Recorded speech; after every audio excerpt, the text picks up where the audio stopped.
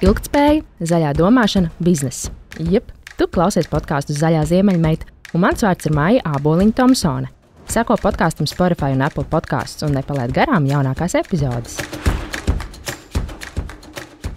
Mēs patērējam pārāk daudz, un mūsu augošās vajadzības paģēra vēl lielāku patēriņu, kas, protams, ir izdevīgi biznesam. Aug pieprasījums, aug piedāvājums, aug apgrozījums, aug peļņa. Un attiecīgi tiek lēsts, ka mēs jau šodien patērējam tik daudz resursu, it kā mums būtu teju 2 zemeslodes. Un ja nekas nemainīsies, tad līdz 50. gadam mūsu patēriņa apmierināšanai būs nepieciešams 3 zemeslodes. Un tu zini, skaitlis 3 zemeslodes, man tas liekas jau, fantastikas filmu cienīgs skaitlis, un es jau reāli redzu tādām gara acīm, kā mēs visi draudzīgi sasēžamies kosmosa kuģos un vienkārši braucam dzīvot uz Marsu. Bet, ja tā nopietni, tad pavērtē, cik tev ir mašīnas garāžā. Vai tu esi pavērojis, cik daudz neapēstu ēdienu tu izmet ārā?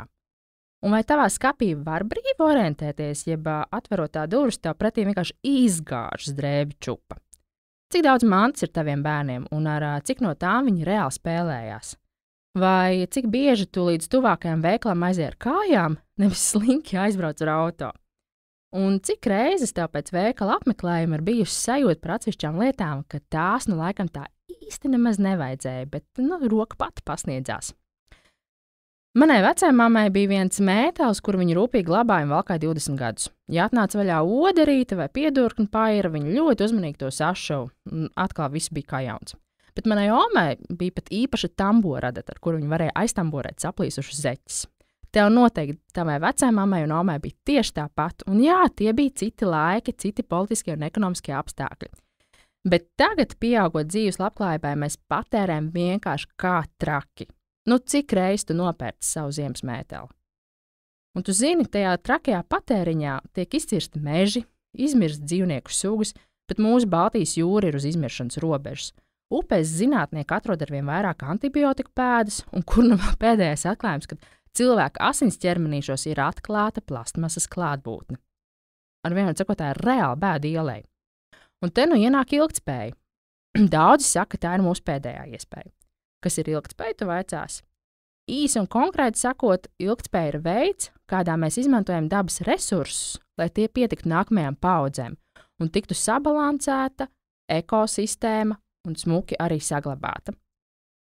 Un zini, kāds ir pirmais solis ilgtspējas virzienā, ko mēs spējam katrs spērt? Mainīt savu domāšanas veidu, sākt patērēt mazāk. Un tici man, dzīve paliks vieglāka, maciņā naudiņas vairāk un tiks pasaudzēt dabas resursi. Bet kā mainīt domāšanas veidu? Kā sākt patērēt mazāk? Kā atbrīvoties no liekā? Un kā jau veikalā iemācīties sevi atturēt no nevajadzīgu lietu pirkšanas?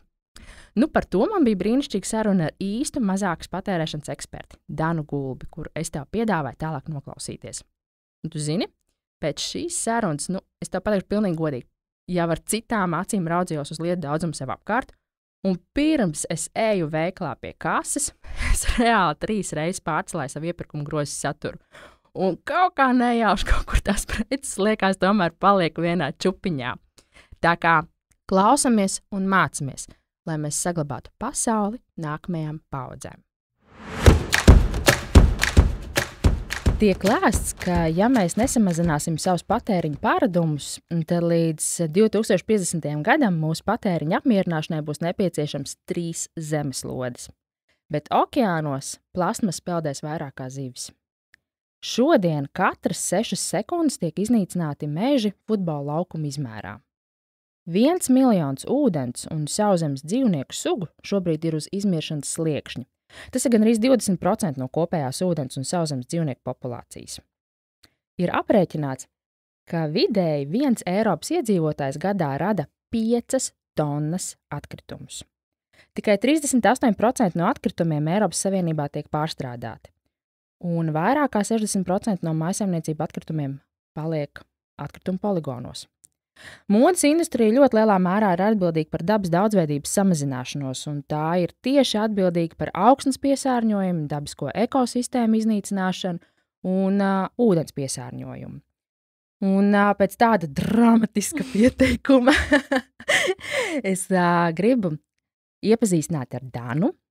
Danu Gulbi, kas ir Dana ar kasti zīmola radītāja, certificēts coach, organizēšanas konsultante un kārtošanas iedvesmotāja. Un Dana ir tas brīnišķīgais cilvēks, kurš ar vēsu prātu aicina mūs paskatīties uz tām lietām, kas mums ir apkārt, ikdienā, mūsu mājās, un pavaicāt sev, vai mums patiešām vajag tik daudz. Un palīdz mums forši un atbildīgi un ilgtspējīgi atbrīvoties no tām lietām, kas mums nav vajadzīgas. Sveika, Dana!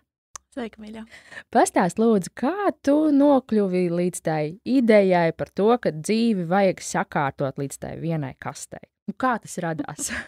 Līdz vienai droši vien ne, bet es domāju, ka tas ir kaut kas, kas man ir nācis no debesīm, tad, kad es šajā pasaulē ierados. Tā tiešām ir tāda ļoti liela vēlme pēc kārtības, bet nevis tādā pedantiskuma izpratnē, bet tā, ka vienkārši ir sistēma un ir saprotams, kā kas strādā un kā kas atrodas. Līdz ar to man kārtot ir paticis vienmēr, tiešām vienmēr. Bet par tādu aicinājumu un profesiju tas radās brīdī, kad es kļuvu par mammu. Un kad man piedzima mans dēliņš, un es pēkšņi, tāpat kā daudz citas jaunās mammas, atapos mājās 24/7, un tās lietas, kuras pirms tam ir ieliktas vakuummaisos un paliktas zem gultas, nopērts vēl vienu kumodu, jo vietas par maz, un pēkšņi, kad es biju mājās, es pamanīju, cik ļoti videi ir tāds milzīgs iespējas un efekts uz manu labsajūtu. Jaunās mammas, kas šo klausās, ļoti labi zina, kādas ir tās negulētās naktis un cik tu esi jūtīgs tajā kā tu vispār uztver pasauli. Un tad kaut kādi šie nevajadzīgie priekšmeti un šis te kairinājums tieši vizuālais un apkārtējā vidē uz mani bija gan spēcīgs. Tāpēc tas, ko es izdarīju, es ļoti pamatīgi sakārtoju savas mājas, atbrīvojos no visa, kas ir liekas, sapratu, ka es negribu turēt lietas, kuras es neizmantoju. Un tas principā kā tāds pavadiens aizgāja līdz maniem draugiem, palīdz man skapis sakārtot. Iesaka vēl kādam. Cik skapis tu esi redzējusi? Oi, daudz un dažādas skapis, un ļoti daudz un dažādas mājvietas, ko laikam arī ir svarīgi piebilst, ka es pat nevarētu nosaukt, ka tas ir kaut kāds mans vidējais klients, ir Saurupmāja Jūrmalā. Ir arī tādas, bet ir arī dzīvokļi, ir arī mazi dzīvokļi ārpus Rīgas, ir mājas, ir studijas tipa dzīvokļi, 200 kvadrātmetru dzīvokļi. Un ko es ar to gribu pateikt, ka tie izaicinājumi mums visiem ir ļoti līdzīgi. Ļoti, ļoti līdzīgi. Un, jā, kā jau es iesāku stāstīt, tad kaut kādā brīdī tas aizgāja līdz šim zīmolam Dana ar kasti, kas man bija svarīgi, ka tur ir mans vārds un tur ir mazliet tāds humoriņš, un lai tas paliek tāds jautājums, kas tā tāda par Danu ar kasti, jo tiešām kaste kā fizisks priekšmets ir brīnišķīgs, lai sagrupētu to, kas mums pieder. Bet redz, tas, ko es bieži uzsveru, un kas ir ārkārtīgi svarīgi, nav jēgas sākt kārtot, pirkt kastītes par patēriņu runājot, ja? Kamēr tu neesi atbrīvojies no liekā un kamēr tu neesi sapratis, kas ir tas mantu daudzums, ko es savā dzīvē vispār vēlos paturēt. Tieši tas, par ko tu arī tikko runāji. Saprast, kas ir tas mantu daudzums, ar ko es jūtos komfortabli un tajā pašā laikā, par ko es esmu spējīgs rūpēties. Ja lielākoties mums to mantu ir tik daudz, ka mums vienkārši fiziski tam nav ne laika, ne spēka, ne enerģijas par to rūpēties, un kādu risinājumu mēs izdomājam, mēs pārvācamies uz lielāku māju, cerībā, ka tas kaut ko atrisinās. Piebūvējam šķūnīti. Nopērkam vēl vienu skapi, un mēs ceram, ka tas to problēmu atrisinās. Bet redz, tas jau neatrisina. Ja tu netiec galā ar 40 kvadrātmetriem, tu netiks galā arī ar 140. To es varu pateikt pilnīgi garantēti. Un tas mums kaut kādā brīdī tomēr liek atgriezties pie tās saknes, kas notiek vispār ar priekšmetiem manā dzīvē, ar šiem fiziskajiem priekšmetiem, kāpēc man to ir tik daudz, kas man uz to ir pamudinājis, ko es mēģinu varbūt sevī kompensēt, aizlāpīt. Jo, ja man jāsaka par tādu mantu daudzumu un tādu patēriņu kultūru kā tādu, man liekas, tie vienmēr ir tādi divi ļoti svarīgi aspekti, kāpēc tas tā notiek. Viens ir šie te mūsu personiskie psiholoģiskie iemesli, ka mēs ar mantām cenšamies kaut ko kompensēt, sevi palutināt, kaut kādas pieķeramies atmiņām, no kurām nespējam tikt vaļā, vai mēs jūtamies vainīgi, vai mums ir lietas, kuras simbolizē mūsu nākotnes cerības, ja šie nebeidzami daudzie hobiju priekšmeti, pilni šķūnīši, kurus es kādreiz noteikti izmantošu. Tas ir viens aspekts, bet otrs ir arī tas, kas, manuprāt, no mums šobrīd 21. gadsimtā šis aspekts nav no mums atkarīgs, un tas tiešām ir šis spēcīgais patēriņa kults, ka tev vajag katru mēnesi kaut ko jaunu nopirkt. Vajag katra pavasara jaunu zābakas un katra vasara jaunu peldkostīmu, un tā ir tiešām, kam es to stāstu, to zinu labāk droši vien par jebkuru, ka tā tiešām ir miljardiem vērta industrija un mašinērija, kas pelna uz to, ka ir atklājuši, kā tā mūsu galva strādā, kā panākt, lai mēs ieejam un vēl kaut ko nopērkam.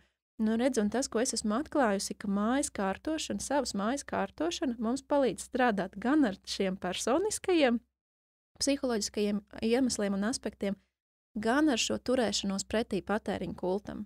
Jo tas jau nenozīmē, ka tu vairs nedrīkstēsi sev neko pirkt, bet tavi lēmumi būs 100 reižu apzinātāki, pārdomātāki, un arguments būs nevis tikai, vai es to varu atļauties, un vai man piestāv tā 10. klētiņa. Un tāpēc, ka kaimiņam arī ir tā. Un tieši tā, un kāpēc vēl kādam ir, bet tev jau būs arguments, bet vai tiešām man to vajag?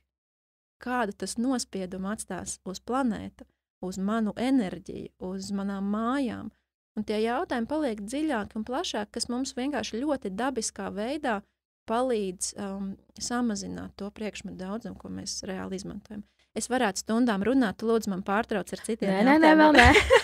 Jo es par šo droši vien varu runāt. Un redz, jo kas vēl man šeit ir, manuprāt, ir svarīgi piebilst, ko es pamanu savos klientos, ka caur kārtošanu tā attieksme pret patēriņu mainās dziļāk un mainās kaut kādā ziņā saudzīgāk. Jo šī te kaunināšana, pirksta kratīšana, ka kā jūs te pērkat, ja tos ātrās modes lupatas, un kad mēs citreiz pat, es godīgi to varu atzīties, es pat reizēm arī, man liekas, tā kā nērti jūtos iet tādā parastā lielveikalā kaut ko pirkt, jo tas taču nav ētiski, nav pareizi. Un tas arī īstenībā nav, man liekas, ceļš, kurā mums ir jāiet. Jo redzi, tad, ja mēs kaut ko sev liedzam ar šo te caur vainas sajūtu, caur to, ka mums kāds ir pirkstu pakratījis, jā, mēs varbūt tajā brīdī nenopērkam, bet tie psiholoģiskie aspekti, par kuriem es runāju, nemaz nemazinās. Kā tev liekas, cik daudz ir tas mums, tas vēsturiskais, jo, redz, mūsu vecmāmiņas un mammas dzīvoja laikā, ka nekā nebija.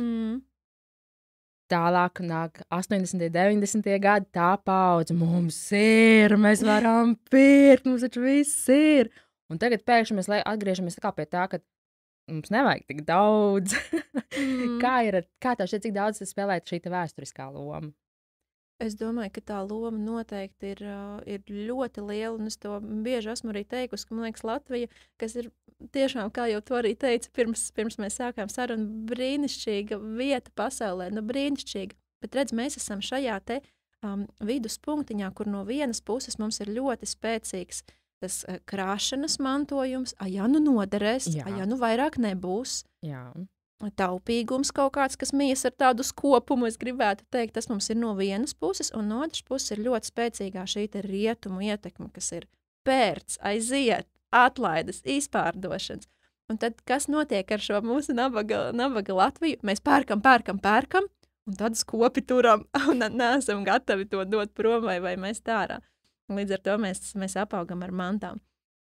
Redz, man nav pieredze darbā, teiksim, ar klientiem Amerikas Savienotajās valstīs, bet tajā, cik es par to esmu lasījusi un interesējusies, mēs noteikti neesam bēdīgākajā situācijā. Latvijā tas tomēr nav tik izplatīti īrēt konteinerus savām mantām vai celt kaut kādas atsevišķas noliktavas. Mums tomēr, laikam, tas skopums mūs vismaz drusciņi nobremzē, Bet noteikti Latvijā ir kaut kāda tāda, gan vēsturiska ietekme, gan tā mūsdienu ietekme, kas, gribas teikt, nāk no rietumiem. Kā tev liekas, krājējs vairāk ir vīrietis vai sieviete? Kuram ir grūtāk šķirties no mantām? Te man jāsaka tāda frāze, ko es bieži atkārtoju. Es visu lieku kastītēs, izņemot cilvēkus. Nē, es vienkārši domāju, ir, teiksim, mans skāpis un man vīra garāža. Es teiktu, ka viņam ir 100 reizes vairāk mantu nekā man. Un es vieglāk viņus atdod nekā viņš to skrūvgriezi, kas mantots no vectēva, kurš taču kādreiz noderēs. Redzi, kā mani klienti lielākoties tās ir sievietes, tad es arī vairāk saskaros ar šo tavu situāciju, ka sieviete ir gatava pat, bet, nu, vīrs jau tur ne, viņam ir jākrāj. Bet man ir arī klienti vīrieši, kur tieši tāpat cīnās ar savām sievām un savām draudzenēm. Un es atceros tāds viens ļoti komisks gadījums, ko man kāds izstāstīja pēc lekcijas. Vīrietis pienāca, viņš man tā atzinās, ka viņa sievai ir pilnīga apmātība ar nagulakām. Visu laiku pērk nagulakas. Un tas, ko tas vīrs dara, viņš tās nagulakas laiku pa laikam visu savāc lielā melnā maisā, pakluso. Nones lejā pie miskastes. Un ja viņa 2 nedēļas nav atcerējusies, Nav pamanījusi. tad viņš izmet ārā. Un mēs tā protams, nosmējāmies. Es teicu, ka lūdzu, tā vairāk nedari. Tas nav pareizi.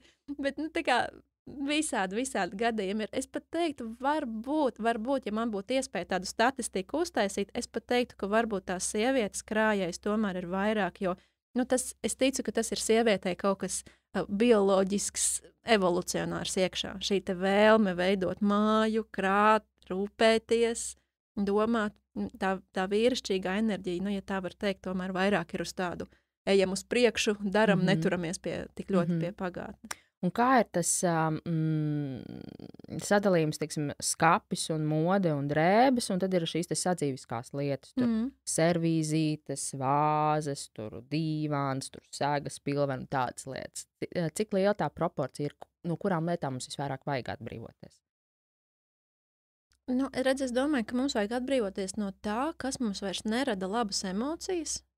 Bet tev vienmēr patīk atvērt to skapu un ieraudzīt to skaisto zaļo kleitu, kur tu nekad neuzvilksi, bet tev ir apziņa, ka tev tā princeša kleita tur ir. Es šajā gadījumā teiktu, ka tā kleita ir jāpatur. Okay. Es teiktu, ka tā kleita ir jāpatur, jo, redzi, ja tu to sajūtu, patiešām noķer, ka tā kleita man ir, nu, tā, ka es atveru skapu un es vienkārši esmu laimīga, ka man tā kleita skapa ir. Es teiktu, ka tā kleita ir jāpatur, bet biežāk jau notiek, kas mēs neizmetam, nevis tāpēc, ka esam sajūsmā par tiem priekšņiem, bet tāpēc, ka mums ir žēl izmest, tāpēc, ka to kāds ir dāvinājis, tāpēc, ka mums ir kaut kāda sajūta, ja nu man kādreiz atkal derēs, mums ir varbūt kaut kāda tā kleita simbolizē sapni par to balli, kur vīrs mani kādreiz aizvedīs, un mēs ieraugam, ka patiesībā stāsts jau nav par kleitu, stāsts ir par kaut ko citu, un bieži vien, ja mēs to kaut ko citu varam ieraudzīt, mēs saprotam, ka, ok, man īstenībā to kleitu šobrīd nemaz vairs nevajag, tā nemaz nav, tas nav prieks, ko es jūtu, tā drīzāk ir kaut kāda tādas nepatīkamas gaidas, kaut kādas tāds spiediens, ko es uz sevi izdaru. Jo, zini, kā tas ar tādiem vides jautājumiem ļoti cieši iet kopā tas, kas šobrīd arī ir populārs, tāda tendences minimālisms. Minimālisms savās lietās, bet redzi, minimālisma atslēgas vārds ir funkcionalitāte. Tu paturi to, kas tev ir funkcionāls. Respektīvi, zaļa gliteriem klāta kleita nav funkcionāla, tātad tā nav vajadzīga. Es tomēr šeit pieeju mazliet maigāk. Es uzskatu, ka priekšmeti drīkst būt arī vienkārši tāpēc, ka tie mums tiešām rada prieku, tie mums dod labas emocijas, un priekšmeti, lai arī, ok, mums ir jāiet vairāk uz to, ka mēs skatāmies, vai tie tiek izmantoti, cik tie ir funkcionāli, tomēr priekšmetiem drīkst būt arī šī sentimentālā vērtība. Un ir cilvēki, kuriem pilnīgi der maz lietu, tāds pat ekstrēms minimālisms, ja, šie te gadījumi, kur ir 100 priekšmeti, ieskaitot visas mēbeles un gultas veļu un tā tālāk. Un ir cilvēkam tas dar, bet ir cilvēki, kuriem tas nedara, kuriem vajag to kleitu un vajag tās kurpes un vajag varbūt tās atstāt to servīzīti mājās, kur tu tiešām reizi gadā izcel. Tajā, kā es pieeju kārtošanai un mājām, es aicinu vienkārši zināt, kas tev ir, un lai katra lieta, kas tavās mājās ir tavs apzināts lēmums. Nevis nejaušība, nevis žēl, nevis nesaprotu, kā man tas te gadījās, bet mans apzināts lēmums. Un kā to panākt, to var panākt caur kārtošanu. Vismaz reizi gadā mums būtu jāpieskaras katram priekšmetam, kas mums pieder. Tas nav jāizdara nedēļas griezumā, bet vienkārši padomāt, vai man mājās ir tādas lietas, kurām es neesmu pieskāries ilgāk kā gadu. Ja tāda priekšmeta ir, viņa ir jāceļ ārā. Tas attiecas arī uz šīm slavenajām kāzu kleitām, vai bērna pūriņu, vai fotogrāfijām. Tas nenozīmē, ka tev ir jāmet ārā, bet tev ir sevī jāatjauno tā apziņa, ka manās mājās tas atrodas. Un kādreiz no jauna sev jāpajautā šī kleita. Man joprojām tā kāzu kleita, man joprojām rada to silto, patīkamo emociju, kāpēc es to paturu. Ja atbilde ir jā, brīnišķīgi ietin zīdpapīrā un liec tajā savā nomarķētajā kastē. problēma jau rodas tad, ja mēs kaut ko savās mājās iekapsulējam. Tad, ko tu ieteiktu darīt tajos gadījumos, kad tu gribi palīdzēt savai mammai vai vecmāmiņai ieviest kārtību mājās, bet tur ir visa dzīve. Tur katrs priekšmets ir svēts. Un tur atkal šī pieķeršanās mantām ir sentimentāla, ar vēsturisku sajūtu. Tu visu mūžu esi krājis, jo tev kā agrāk nebija, un tagad tev ir tās mantas. Tu iet tajā mājā, un tu redz, ka tur ir oj, ka daudz, tur pusi vajadzētu mest ārā. Jo tā ir arī tāda psiholoģiska spēle un saruna un pārliecināšana. Jo tu jau vari iet tāds funkcionāls, pateikt, šitas ir vecs, šitas ir saplīšs, tā visu metam ārā, es tev nopirkšu par jaunu krēslu. Kā tu pirksi to jaunu krēslu? Tur 20 gadus sēžot tajā krēslā, tik labs krēsls. Tas nekas, ka tur atspēr ir izdilus, mēs pāršosim pāri. Kā tu ieteiktu risināt šādas sarunas un situācijas ģimenēs? Mans ieteikums būtu līdz šādām situācijām nenonākt un cienīt to, ka katram cilvēkam ir tiesības dzīvot tā, kā viņš tajā brīdī uzskata par pareizu un ir gatavs darīt. Mēs nevaram palīdzēt tam, kurš pats šai palīdzībai nav gatavs. Un tas dīvainā kārtā, varbūt tas pat nav dīvainā kārtā, ir viens no man visbiežāk uzdotajiem jautājumiem. Kā tikt galā ar mammu? Kā tikt galā ar vīru? Kā tikt galā? Un īpaši tieši ar vecākiem, kur varbūt ir kaut kāds vēl tas paaudzes mantojums. Mēs nevaram palīdzēt cilvēkam, kurš pats nav nonācis līdz punktam, kurš saka, viss, es šādi vairs turpināt negribu. Ja cilvēks nonāk līdz tam punktam, tad, protams, mēs varam palīdzēt atbrīvoties no liekā, mēs varam argumentēt, kāpēc tas krēsls būtu liekams miskastē, nevis uz tā vēl jāsēž vēl 10 gadus. Bet kamēr tas punkts nav sasniegts, manā skatījumā tas tikai problēmas var padziļināt. Jo tie tiešām, kā jau es teicu, tur ir ļoti, ļoti bieži vien tādi dziļi psiholoģiski iemesli, tā kā tu saki, katrs priekšmets ir ar kaut kādu atmiņu, ar kaut ko. Es varu izstāstīt vienu tādu piemēru, kas iespējams ne visiem derēs un ne visiem patiks, ko es stāstu, bet man ir pazīstama sieviete, kura pārvācās dzīvot pie saviem vecākiem, lai viņiem palīdzētu, un tur ļoti, ļoti daudz dažādu lietu, galdautu, sēdziņu, mēbeļu, trauku, viss ir ļoti, ļoti daudz, un vecāki jau ir krietni sirmā vecumā. Un šī mana paziņa kopā ar savu māsu, ar saviem vecākiem reiz tā ļoti atklāti izrunājās, un viņas pateica, mīļie vecāki, mēs jūs ļoti mīlam, bet jums ir jāapzinās, ka tad, kad jūs vairs nebūsiet, mēs tāpat to visu izmetīsim. Un tāds varbūt skarba saruna, kas izklausās, bija tas, kas šiem vecākiem palīdzēja ieraudzīt, ka, klau, tiešām, es taču neko no šī līdzi nepaņemšu. Neko. Un tas arī palīdz mums, kas varbūt mēs vēl par nāvi un aiziešanu no šīs pasaules šobrīd nedomājam, kas notiks ar tām lietām. Ok, tu vari atlikt kārtošanu, tu vari atlikt atbrīvošanos no liekā, cik vien ilgi tu vēlies, kāds to tik un tā izdarīs. Patiesībā par to aiziešanu no šīs pasaules un domāšanu, tagad mums tādās spēka gados, to vajadzētu ļoti daudz domāt, ka tu veic kaut kādus lielus pirkumus. Ko tev, piemēram, iegādājoties automašīnu, vai ne? Tev gribās to jaunu, foršu, jaudīgu zvēru, bet tad, kad tu saslims un būs uz tās nāves gultas, par ko tu domās? Par to, kā tu brauc ar to zvēru? Vai tev tas tanī brīdī būs svarīgi? Un tad, kad tu ieliec šīs tās vērtības savos svara kausos, tad, kad tu veic tādus lielus, nozīmīgus pirkumus, tas patiesībā tev baigi labi palīdz atnākt atpakaļ bišķiņ tā, un tā racionāli. Tagad vēlreiz tā, izlaižam gaisu, vēlreiz racionāli paskatāmies. Un tad kādu auto tev vajag, lai tu varētu tikt no punkta A līdz punktam B, jā, tā mierīgi, ja tev vajag tikt no tā punkta A līdz punktam B ar nenormālu šiku, kas tev dod to īstermiņa apmierinājumu, bet beigās jau tas kopējā bildē to tādu vērtību beigo neiedod. Zini, es laikam gan šeit gribētu teikt tā, ka es tiešām ticu, ka mēs kā cilvēki esam ļoti, ļoti dažādi. Un kādam tā jaunā, jaudīgā mašīna tiešām ir tikai mirkļa impulss un nekas tāds uz nāves gultas pat neatcerēsies. Bet es tiešām ticu, ka ir kāds, kuram tas var iedot to sajūtu, ka jā. Kāds es biju foršs jaunībā, kāds man bija auto? Varbūt tu nedomāsi gluži par to, kāds tev bija foršs auto, bet tas tev iedod tādu dziļāku, varbūt to pat var nosaukt par kaut kādu tādu laimes sajūtu, jo redzi, mēs esam ļoti, ļoti dažādi. Un skaidrs, ka lielākoties cilvēki, kas mēģina ar priekšmetiem un ar mašīnām un ar dažādām materiālām lietām to laimi dabūt, agri vai vēl lielākā daļa no viņiem attops pie punkta, ka Nu, cik daudz es pirkšu?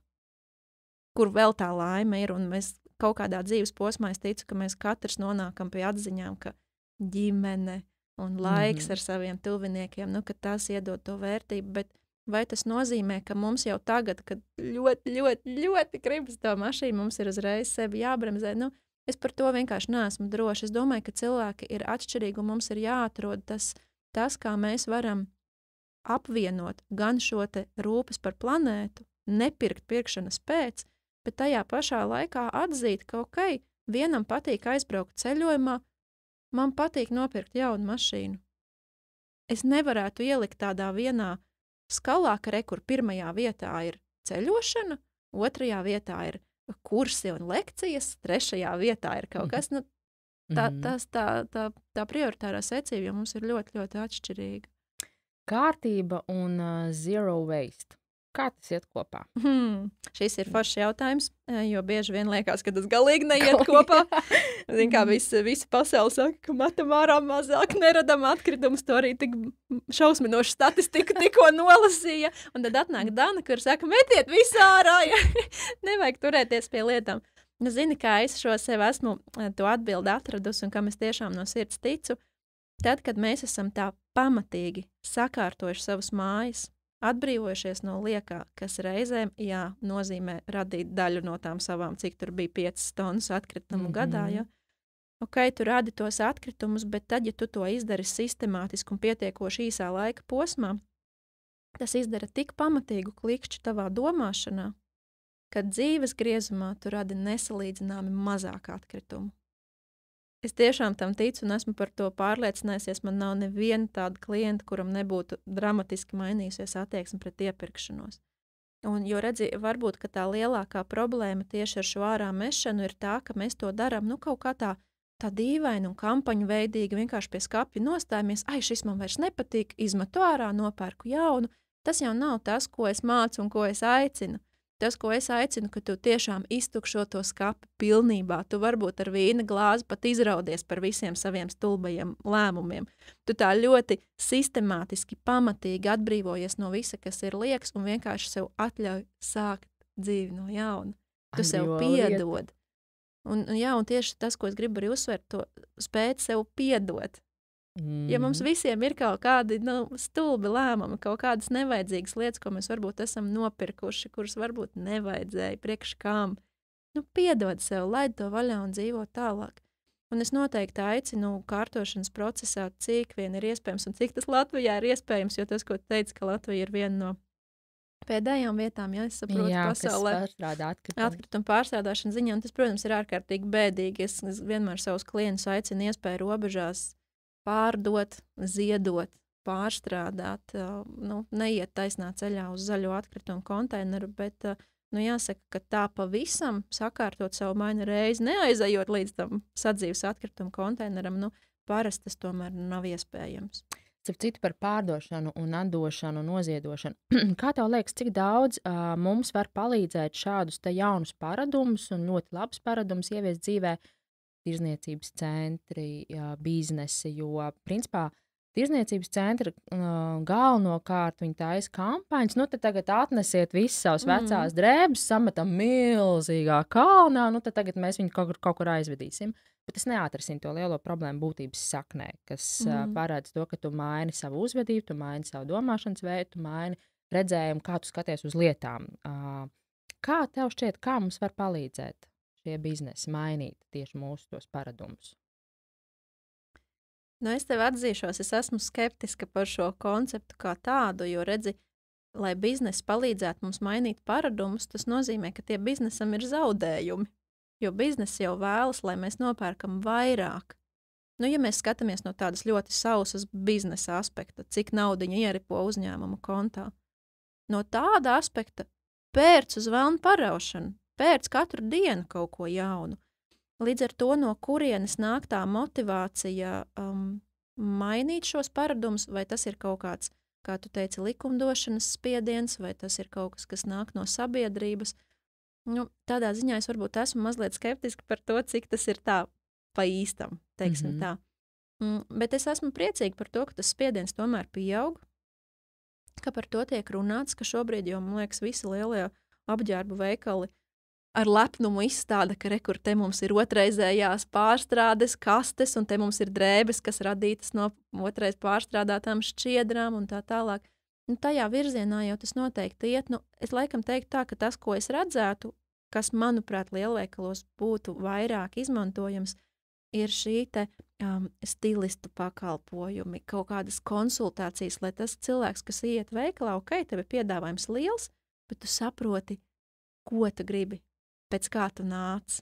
Man liekas, ka tas varētu būt kaut kas tāds ļoti saudzīgs un tajā pašā laikā ārkārtīgi efektīvs paņēmiens, kā mainīt cilvēku patēriņa ieradumus. Jo lielākoties jau tās drēbes, nu, ja mēs tieši par drēbēm runājam, bet arī citu priekšmetu, protams, apavi, interjeru priekšmeti, mums jau viņi mājās nonāk, tāpēc, ka mēs īsti nesaprotam, kas mums piestāv, ko mēs gribam, vienkārši iegājām. Impulsu pirkums, kaut ko uz atlaidēm ieraudzījām, redzējām, ka manekenam smuki izskatās, nopirkām, aiznesām mājās un stāv. Izmest nevaram, jo taču vispār nav vilkts. Un tā tas tur stāv, un tad man ir jāiet palīgā un jāpietur rociņa, lai no tā atbrīvotos. Man liekas, ja mēs jau pašā sākumā mums būtu izpratni par to, kā es gribu dzīvot, kādas es gribu savas mājas, kā es gribu apģērbties, man liekas, nu visi no tā iegūt. Man pat ir sajūta, ka varbūt šādā aspektā arī tas bizness iegūt. Nu, īstenībā jau ir tā, ka man liekas, ka ļoti svarīgi būtu, piemēram, kaut vai ja tajos pašos tirdzniecības centros būtu vēl vairāk pieejama kaut vai apavu labošanas darbnīcas, šūšanas darbnīcas, ka tu to redzi visu laiku un tev tas nostāja, ok, es taču nevaru pāršūt, es taču varu nogriezt, es varu iešūt. Un otra lieta, kas man liekas, kas ir arī tāds jauns pasaules trends, kas arvien vairāk pieņem tādu viļņu veidu jaudu, kad sākt atteikties no izpārdošanām. Mazāk izpārdošanas, vairāk tādas luksus preces, kas kalpo ilgi, kas ir no kvalitatīviem materiāliem. Jā, viņas maksā dārgāk, tev ir lielāka investīcija, bet tu toties viņi arī nesā ilgāk, un viņi kalpo ilgāk, un tev ir cita attieksme emocionālā pret to lietu, un tu viņu tiešām vairāk gribi vai nu salabot, vai pēc tam pārdot tālāk, respektīvi atgriezt viņu atpakaļ tajā apritē to lietu. Un ir pierādīts, bet izskaitīts, izmērīts, ka 40% no jaunajām kolekcijām paliek neizpārdotas. Un 40% viņi nonāk kur? Viņi nonāk izgāstuvē. Un tur viņi stāv, un tur viņi lēnām sadalās, un tad tur viss tās krāsvielu ķimikālijas nonāk zemē. Nu, tad tur viss sākās, viss slikti aiziet. Un ja vien mēs atteiktos no šī te katru sezonu jauna kolekcija, un pēc tam izpārdošana, tad tie 40% viņi būtiski uzreiz samazinātos tajā apjomā.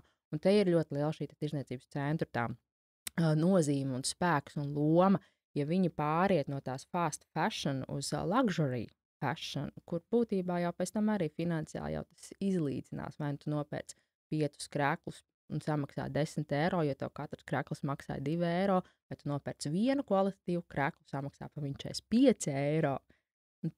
Tur tas biznesa modelis beigās. Redzim, man, protams, šī doma liekas ārkārtīgi skaista. Man liekas, tas ir brīnišķīgi, un mums uz to vajadzētu iet uz šiem ilgtermiņa lēmumiem. Bet tev atkal laikam jāpiemina mūsu mīļā Latvija. Es nezinu, man ir sajūta, ka mums tomēr ir tik katram individuāli un arī jau tādā sabiedrības un likumdošanas līmenī šie īstermiņa lēmumi, kas vienmēr uzvar ilgtermiņa risinājumus. Mums vajag labi, lai mums ir tagad, jo es taču nezinu, kas tur būs pēc nedēļas, kas būs pēc gada. Jo redzi, lai nopirktu cilvēkam, kuram šobrīd makā ir 10 eiro, viņam ir jānostaigā rekur varbūt 4-5 nedēļas bez krakla, lai viņš aiziet un nopirkt to par tiem 45. Tev ir jābūt pilnīgi cita veida domāšanai, tev ir jādomā ilgtermiņā. Bet tas ir kaut kas, kas, manuprāt, mums, diemžēl, ļoti, ļoti pietrūkst.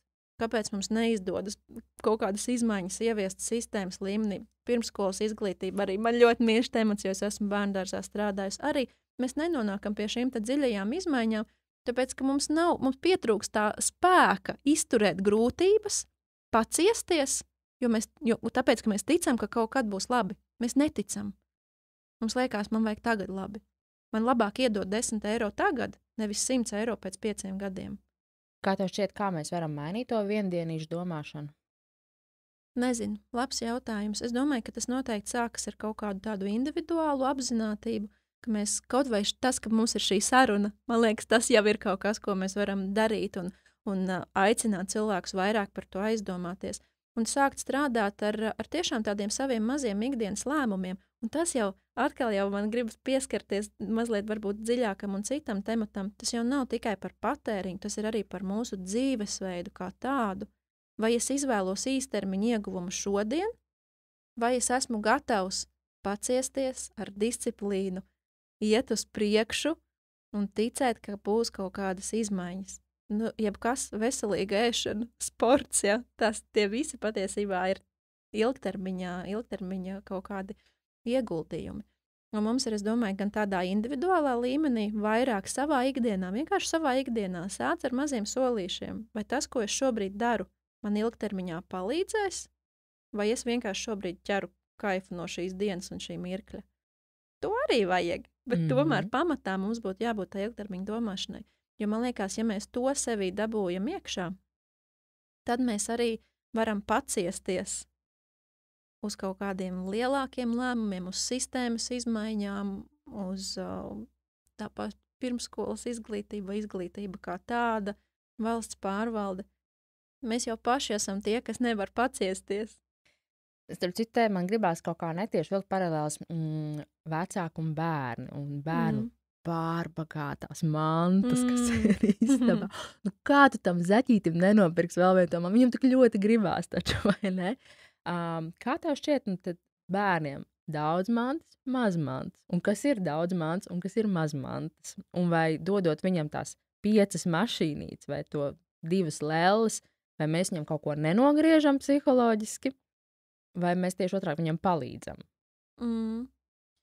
Nu, noteikti es aicinātu jebkuru vecāku pirms nopirkt mantu sev paprasīt, kāpēc es to mantu tagad pērku. Lai viņš būtu laimīgs.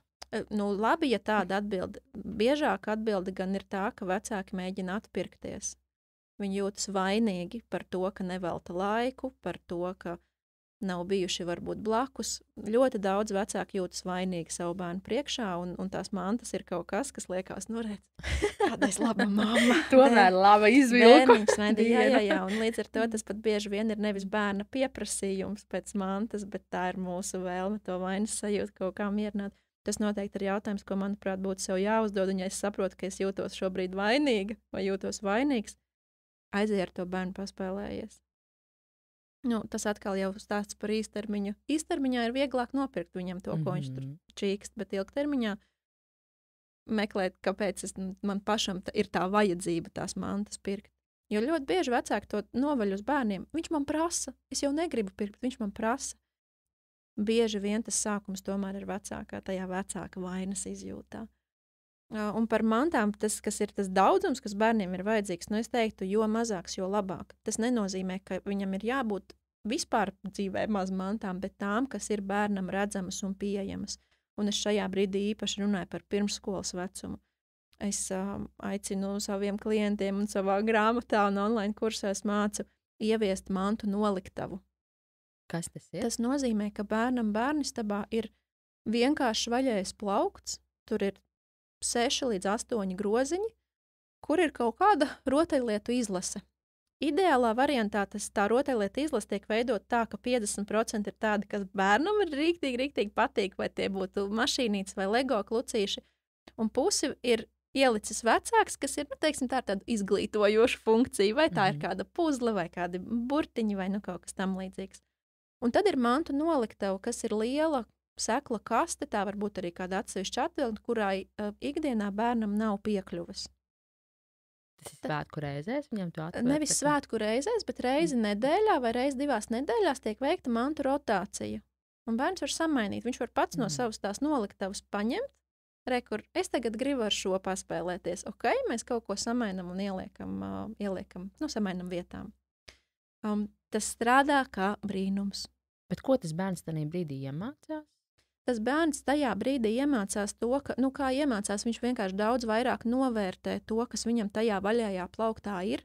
Viņš patiešām paspēlēsies ar visu, kas viņam ir. Viņš ieraudzīs, ka, kā tas priekšmets strādā, kā par to rūpēties, kā to nolikt vietā. Ļoti svarīgi ir daudz vieglāk uzturēt kārtību, ja tev ir 6 groziņi, nevis pilna istaba ar mantām. Un ir arī tas fenomens, jo redz, es ticu, ka, ja mēs runājam tieši par bērnistabu kārtošanu, bērnistaba ir jāiekārto, protams, lai bērnam ir jautri, lai tur ir skaisti, lai viegli uzturēt kārtību, bet arī, lai ir šis te, kaut kāds izglītojošais vai audzinošais aspekts. Jo bērns mācās caur rotaļām. Bērns nemācās pie galda sēžot, kā mēs augstskolā un kaut ko rakstot, viņš mācās caur rotaļām, un tas arī ir kaut kāds, tāds mūsu vecāku darbiņš, vai manam bērnam ir tikai kaut kāds dīvains skanošs plastmasas mantas, vai tur ir arī kaut kas, kas mudina viņa kaut kādu radošumu, kaut kādu iztēli. Un ja mēs šādā veidā iekārtojam istabu, tad ir daudz lielāka varbūtība, ka bērns tiešām ar to plastelīnu tur kaut ko arī darīs. Nevis viņš ieies pa to iemītot aciņu pie savas Lego kastes un tās pārējās mantas nemaz neredz. Un zin, ko tas izdara arī tādā ilgtspējības sakarā, tad, ja tā manta noliktava tiešām, un tai manta noliktavai nav jābūt tādai skaistai, visai glīti sakārtotai, tur vienkārši saliekam kastēs blīvāk, ciešāk, kaut kādos ziploku maisiņos, un tad, kad bērns izvelk pēc tām 2 nedēļām to puzli ārā, viņam ir sajūta, tas ir kaut kas jauns. Tas gan, jā. Un tev nav tik daudz jāpērk jaunas lietas, un tas ir fenomens, jo redz, ja tā puzle būtu stāvējusi plauktā, redzamā vietā, tu redz vienkārši kastes maliņu. Bērns to puzli neliks, jo viņam liekas, ka man jau viņi ir sen. Tur nav nekas interesants, man vajag jaunu. Tikko tu to puzli aizvāc, vienkārši no tā vizuālā lauka, bērns viņu neredz, un tad pēc mēneša, kas tas tāds? Un mēs varam patiesībā ļoti ierobežot to mantu daudzumu, ko mēs bērnam pērkam. Es savam bērnam ļoti, ļoti maz mantas pērku, man citreiz liekas pārāk maz, bet mums ir manta noliktava, un tad, kad viņam viss ir apnicis, vecīt, ejam, meklējam. Man te atkal ir jautājums par to, man ir 2 puikas, 2 un 5 gadi. Un tad, kad ir dzimšanas diena vienam, tad vienmēr viesi nāk un dāvina arī otram. Un dāvina to pašu otram. Jo, ja būs kaut kas dažāds, un tev ir kaut kas labāks nekā man, un tur būs kautiņu vienkārši vaiprātā. Līdz ar to mums ir mantas reiz 2. Jā. Jo tikai tā mēs spējam navigēt brāļu mīlestību. Kā tev šķiet, jo tas ir baigais darbs, iemācīt to sadarbību un to cieņu. Ko mums darīt vecākiem? Laikam jau pirmkārt ir tā skarbi jāapzinās, ka tās mantas mājās nonāk vecāku dēļ, nevis bērnu dēļ. Tas ir tavs kā mammas vai jebkura cita vecāka lēmums, apzināts lēmums, ka tās mantas es atļauju, ka tās manās mājās nonāk. Mīļā miera labad vai jebkāda cita iemesla dēļ, bet tā ir vecāka atbildība. Un, lai cik tas varbūt nebūtu tā vienkārši un pašsaprotam, bet bieži vien tas tiek aizmirsts un tiek kaut kā tā atbildība nogrūst uz bērniem. Un tas, ko es jau teicu, es jau negribu tās mantas, bet viņš tur taisa skandālu, viņš grib, viņam vajag. Un tā atbildība mēs noliekam uz bērnu. Kas ir bērns, kurš panāk, ka mantas ir tik daudz? Bērns to nepanāk. Bērns nepelna naudu. Tu esi pieaugušais, kurš pelna naudu, kurš tās mantas nopērk, vai kurš tiem citu bērnu draugu vecākiem saka, šis ir ok, turpinam to darīt. Un tajā brīdī, kad mēs tā ļoti skarbi sevi saprinam un saprotam, ka, tā ir tava atbildība. Beidz vainot bērnu, tiec pats ar to situāciju galā, mēs jau iegūstam pilnīgi citu spēku. Un tad jau no tā punkta izejot, mēs sākam risināt, izejot no tā, kādas ir sekas vienā un otrā gadījumā. Pilnīgi katram mūsu dzīves lēmumam ir cena, bez izņēmuma.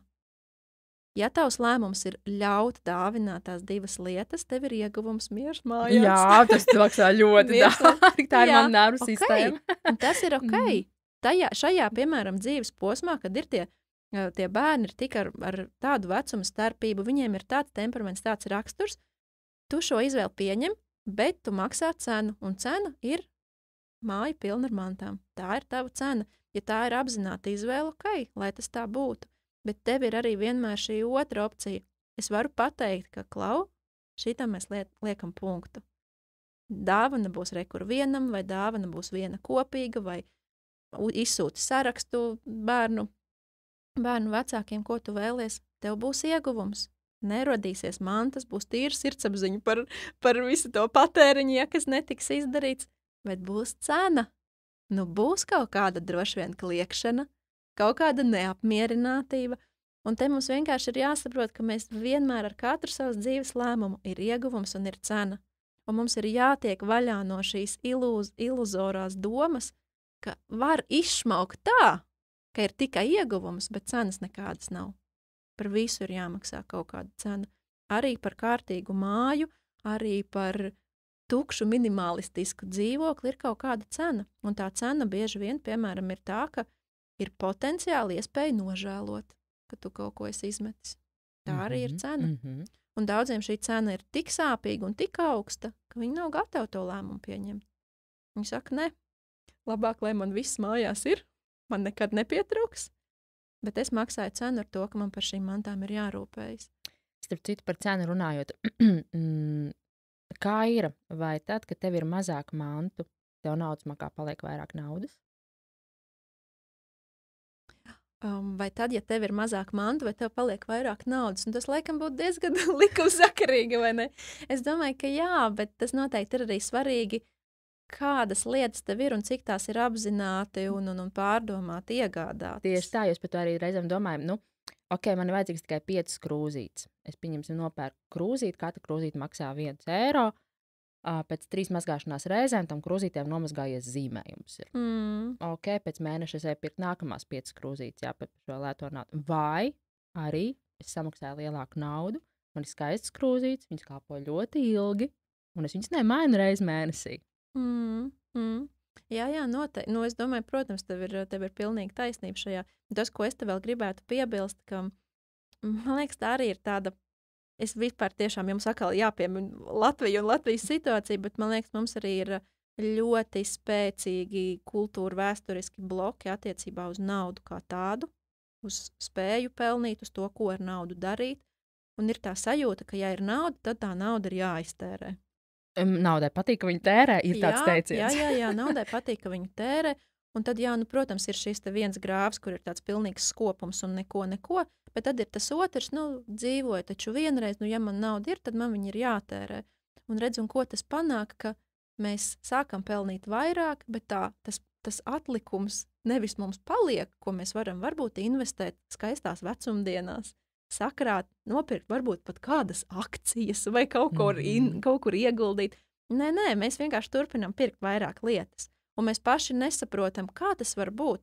Pirms 20 gadiem, kad es pelnīju tik, es dzīvoju plus, mīnus līdzīgi kā tagad. Nu, vai es šobrīd esmu daudz laimīgāks, un mēs saprotam, ka nu īsti nē. Un tas ir tāpēc, ka mums ir šī ļoti spēcīgā sajūta, ka visa nauda, kas man ir jāiztērē. Un tam arī, manuprāt, ir liels saistība ar šo patēriņu un jā, tām krūzītēm. Nu, atļaut sev, ka nauda vienkārši ir. Tas ir ok, nav jāiztērē katru reizi viss līdz pēdējiem. Nu, te varbūt tāda atkal sānu zars mūsu sarunai, ja? Bet Covid pandēmija, man liekas, mums tik spilgti, es ļoti ceru, ka visu šo mācību guva, cik ļoti svarīgi ir finansiāls drošības spilvens. Jo mēs redzējām, ka cilvēki, kuri pat varbūt ir, un man arī tādi paziņu lokā bija piemēri, cilvēki, kas labi pelna, forši pelna, viss ir baigi kārtībā, bet nav drošības spilveni. Tikko tev kaut kāda krīze notiek, tev vairs ienākumu neienāk, viss. Tu pat līdz mēneša beigām nevar izvilkt, un savukārt tie, kas dzīvo, varbūt pieticīgāk, bet viņiem ir kaut kāds drošības spilvens, tie tā arī pasēdēja 3 mēnešus mājās, un dzīve turpinājās.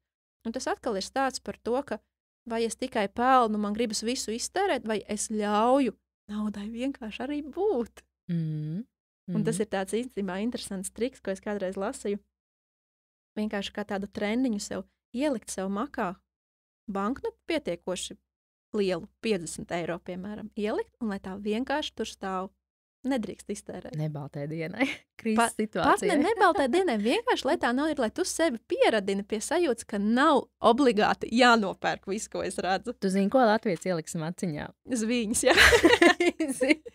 Nē, bet vajag ielikt īstu dzīvu naudu, lai sevi psiholoģiski uztrenētu tam, ka tas, ka man nauda ir, nenozīmē, ka man ir obligāti kaut kas jānopērk. Ja mēs šo lietu varētu savā galvā tā forši izmainīt, mēs jau dramatiski samazinātu nevajadzīgu lietu pirkšanu, man liekas.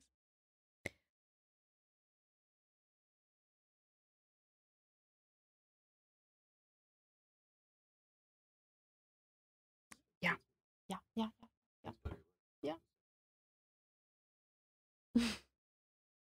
Jā, nu kas? Nē, mēs arī lēnām, man jau ir pēdējie jautājumi iet. Tā. Kas ir tas apjoms pēc tavas pieredzes, cik daudz parasti cilvēki izmet ārā no savām lietām, kad tu esi paviesojusies viņu mājās? 80%? 50%? Ļoti, ļoti, ļoti atšķirīgi no izejas pozīcijas, no tā, cik cilvēks tajā brīdī tam ir gatavs un tā tālāk. Nu, es pieturos, es lekcijās bieži pieminu šo te biznesā labi zināmo Pareto principu, ja, kas saka, ka 20% klienta vienas 80% peļņas un tā tālāk. 20% lietu, kas ir mūsu mājās, mēs izmantojam 80% laika. Un to mēs varam vienkārši kā tādu testu iziet cauri savām mājām, atvērt to virtuves skapīti, kur tās krūzītes, 20% no tām krūzītēm mēs izmantojam 80% laika. 20% drēbju, kas skapī ir, uzvelkam 80% laika un tā tālāk. Un tas dziļās kārtošanas mērķis manā izpratnē ir atrast, kuri ir mani 20%. Jo tie ir tie, kurus es gribu izmantot intuitīvi, instinktīvi, dabiski, kurus man ir prieks izmantot, un es nevaru sagaidīt, kad es nākamreiz izmantošu. Iedomājies, ja mums būtu tik augsta latiņa uz savām drēbēm, ka mēs paturam tikai to, ko mēs nevaram sagaidīt, kad būs iespēja nākamreiz uzvilkt. Zini, kā ir? Tas ir sieviešu skapja arī viens no fenomeniem. Tad, kad es nometīšu tos 5 kilogramus, kur tu man stāvi? Tas redz, atkal ir stāsts par tām nākotnes sapņiem. Jau mums liekas, ka ja es izmetīšu to kleitu, kura man derēs, kad būs 5 kilogramu nomest. Ja es izmetīšu to kleitu, tad es izmetīšu arī sapni, ka es kādreiz nometīšu tos 5 kilogramus. Tieši tā, un tajā brīdī jau, kad mēs to ieraugam, mēs saprotam, ka, mīļā, tas jau tā nav. Tu vari nomest 5 kilogramus un ir ok, arī no tās lietas tikt vaļā. Tāpēc par to procentuālo lietu daudzumu tie var būt arī visi 80%, jā. Ka tu tiešām saproti, ka man nevajag. Es esmu ļoti dažādus gadījumus redzējis, gan tādus, kur tiek izmesti varbūt pat vairāk kā 80% un tiešām paliek maz, un tas, ko es vienmēr aicinu, nebaidies no tukšuma. Nebaidies. Nebaidies no tā, ka tev ir tie vieni džīnsi skapī, ka tev ir tās vienas botiņas, kas tev ir mīļas. Neskrien uzreiz uz veikalu un nemēģini to tukšumu aizpildīt. Nebaidies no tukšuma, padzīvo tajā tukšumā. Paskaties, kā tu jūties, kas tev visvairāk pietrūkst. Un nevis nopērc pirmo somu, ko tu ieraugi, bet pastaigā kaut vai bez somas, lai tu tiešām sajustu, kas ir tas, ko es gribu. Mēs ļoti, ļoti, ļoti baidāmies no tukšuma. Tikko skapis paliek pārāk tukšs, tāds tramīgums kaut kāds, jāskrien uz veikalu. Bet nebaidīties no tukšuma. Tā kā es esmu redzējis tādus gadījumus, un es esmu redzējis arī gadījumus, kur iziet cauri tām pašām drēbēm vai kuriem citām lietām, iziet visam cauri un varbūt vienu lietu izmet. Un arī tas ir ok. Mērķis nav taisīt konkursu, kurš vairāk izmetīs. Tas nav kārtošanas uzdevums. Kārtošanas uzdevums ir veicināt apzinātību par to, kas tev pieder. Un ja tu par visiem 25 džinsiem vari paņemt katru rokās un pateikt, jā, man ļoti, ļoti vajag, man rada prieku, es zinu, kur es to vilkšu, un es tiešām arī velku. Ok. Lieliski. Tā ir tava lieta. Un visticamāk, tas cilvēks, viņam būs kaut kādi citi priekšmeti, par kuriem viņš būs, tāds, ok, to es varu laist vieglāk. Ko es arī vēl laikam gribētu šeit piebilst, mums nav, tiešām es uzskatu, ka nav tādu priekšmetu, kuriem būtu obligāti jābūt katrās mājās. Jā, nav? Nav tādu priekšmetu, kuriem ir obligāti jābūt katrās mājās. Mēs ļoti bieži sevi arī ar šo te ieliekam kaut kādā rāmī. Kas tā par sievieti, kurai nav viena melna zīmuļsvārki? Vai kas tā par māju, kur nav mīklas ruļļa? Kā var nebūt zupas katls mājās? Un mēs uz šo priekšmetu skatāmies nevis kā uz atsevišķu priekšmetu, vai konkrēti manās mājās, manai ģimenei to vajag, bet mums vienkārši ir tas teikums, kā? Kā tad bez tā? Kā atbrauks vīra māte, ko viņa teiks? jā, nu ko kāds teiks, vai kā ir jābūt. Bet nav neviena tāda priekšmeta, tiekam vienkārši no tā vaļā. Es pat varētu izaicināt, nosauciet man priekšmetu, bez kura nekādi nevar iztikt. Tolets papīrs. Arī bez tā var iztikt. Ir cilvēki, kas izmanto sūnas, kaltētas, kas izmanto bidē. Nu, pati uzsāk šādu tēmatu, varēja jebko citu nosaukt. Bet arī bez tā var iztikt. Saproti, tas vienkārši mums iedod to brīvību, kad es varu izvēlēties, ko es gribu.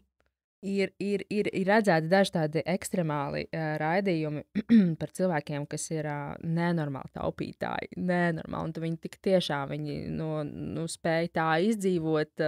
Viņa gada budžets no sērijas ir $200. Un viņš pat cep maizītes karstā vasaras dienā uz sakarsētas mašīnas kapota. Jo tā ir labi. Tas gan. Tāds ļoti praktisks jautājums. Kur tad cilvēkiem nodot tās lietas, no kā viņi grib tikt vaļā? Es ļoti iesaku katram Latvijas iedzīvotājiem iepazīties ar zaļais.lv. Man liekas, diezgan forši tur un labi viss ir aprakstīts un atrodams. Dažādu veidu tu ieraksti, kādi atkritumu veidi tev ir, un tu redzēsi, kur ir tev dzīvesvietai. Tur ir Latvijas karta, tu redzēsi, kur tev dzīvesvietai ir tuvākais punkts, kur nodot tekstilu, kur nodot kaut kādus bīstamos, lielgabarīta atkritumus un tā tālāk. Tas noteikti ir mans ieteikums. Rīgā dzīvojošiem es pati bieži izmantoju un aicinu nest uz otro elpu, uz labdarības veikaliem, jo kāpēc otrā elpa ir tāds pateicīga vieta, kur ziedot priekšmetus, jo tur var ziedot ne tikai drēbes, tur var ziedot arī grāmatas un traukus un pat kaut kādu sadzīves tehniku, un tad otrajā elpā tas tālāk tiek pāršķirots kaut kas uz pārdošanu, kaut kas tālāk, viņi sadarbojas ar Sarkano Krustu, arī zinu ar citām vēl labdarības organizācijām. Tas noteikti būtu vēl tāds, zaļais punkts, otrā elpa. Diezgan labi es teiktu arī, ka mums Latvijā strādā Andala Mandala. Tā gan nav ziedošana, bet tā ir tāda tirgošanās platforma. SSLV ļoti labi strādā. Man liekas, ka viens no top 10 lielākajiem biznesiem Latvijā. Jā. Tā kā reizēm arī mums izdodas pat kaut kādu naudiņu nopelnīt atpakaļ.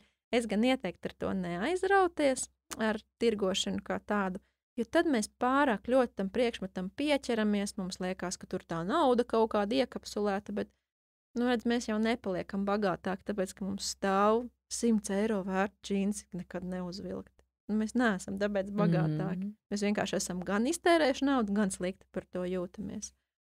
Par ziedošanu man laikam arī šeit gribētos piebilst, ko es ticu, ka šobrīd par laimi ļoti, ļoti daudz jau runā ziedot tikai un vienīgi tādas lietas, kas ir uzreiz izmantojamas, kvalitatīvas.